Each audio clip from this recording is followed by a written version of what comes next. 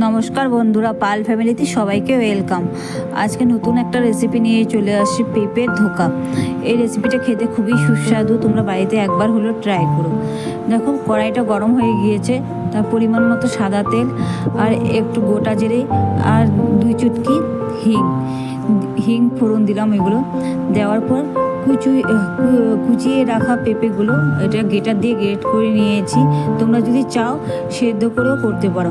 আমি ওটার গ্রেটার দিয়ে গ্রেট করে নিয়েছি, সেদ্ধ করে একদম পেস্টের মতো করেও তুমি এটা করতে পারো। আমি গ্রেটার দিয়ে করে নিয়েছি। দেখো, ওটাকে হালকা ভাজা ভাজা করতে হবে। ভাজা ভাজা করা হয়ে গেলে পরিমাণ মতো লবণ, একটু হলুদ, এগুলো সব কিছু দিয়ে ভালো করে মজাতে হবে জিনিসটাকে। মজানো হওয়ার পর তারপরে কিছুটা একটু জল দিয়ে কিছু সময় ঢাকা দিয়ে রাখতে হবে পেঁপেটাকে সিদ্ধ করার জন্য।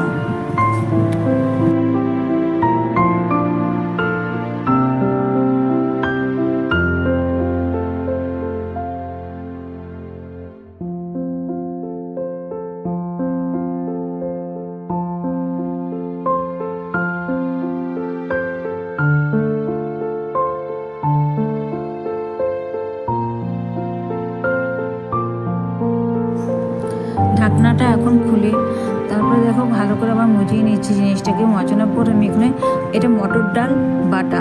মটর ডালটা হলো আমি আগের দিন ভিজিয়ে রেখে দিয়েছিলাম, তারপর মিক্সচার মেশিনে ভালো করে পেস্ট করে নিয়েছি।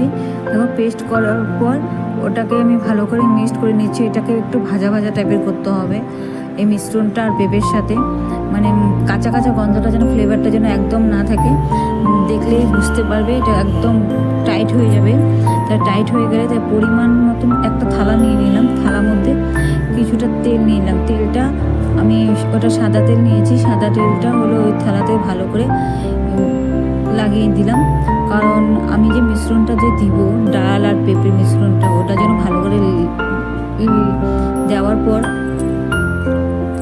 মানে কাটার পর আমি যেন তাড়াতাড়ি যেন জিনিসটা উঠে যায়। দেখো, সম্পূর্ণ আমি হলো পরিষ্কার করে নিলাম। আর হাতে পরিমাণ মতো একটু হালকা তেল নিলাম, হাতে যেন মিশ্রণটা যেন না লাগে তার জন্য। আর এটাকে ঢ্যাপ ঢ্যাপ করে ভালো করে বসিয়ে দিলাম। এটা ঠান্ডা হওয়ার পরেই কাটবে।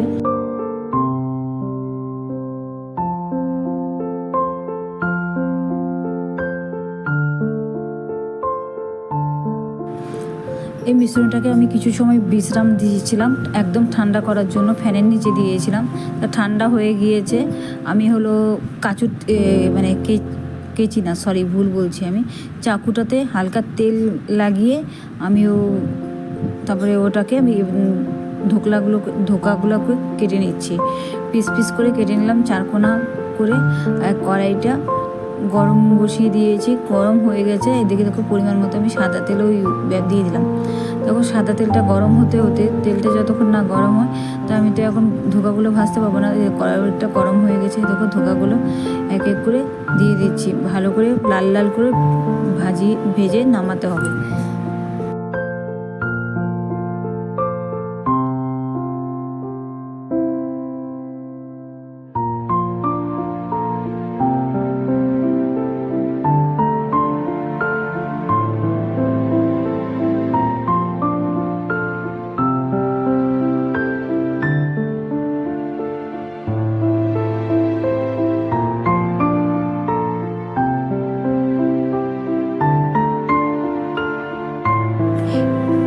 এটাকে দেখে মনে হচ্ছে পেঁপের ধোকা বানিয়েছি, কিন্তু মনে হচ্ছে না। কিন্তু খেতেও খুব, এমনি যে ভেজে রাখা হয়েছিল, ভেজে রাখা হওয়ার পরও আমরা যে এমনি তেলে ভেজে খেয়েছিলাম, খুবই স্বাদ হয়েছিল। আর এদিকে দেখো, আমি আরেকটা কড়াই বসিয়ে দিয়েছি। গোটা জিরে আর 2টা তেজপাতা ফোড়ন দিয়ে এখানে কেটে রাখা আলুগুলো দিয়ে দিলাম। কেটে রাখা আলুগুলোকে একটু ভালো করে ভাজতে হবে। দেখো, ভাজা বসিয়ে দিয়েছি। এখানে পরিমাণ মতো হলো 1 চামচ লবণ দিয়ে দিলাম আর 1 চামচের মতো হলুদ। এগুলো দিয়ে ভালো করে আলুটাকে ভাজতে হবে লাল লাল করে। আর ভাজাটা হতে থাকুক।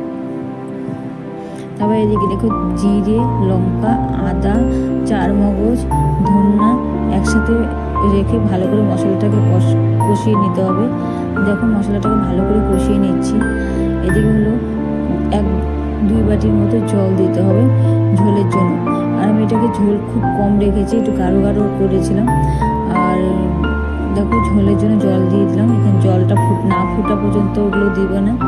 এদিকে জলটা ফুটে একদম টকবক ফুটে যাচ্ছে। ফোটার পর আমি এদিকে ভেজে রাখা ধোকাগুলো দিয়ে দিচ্ছি। ভেজে রাখা ধোকাগুলো দিয়ে ভালো করে ফুটিয়ে নিতে হবে।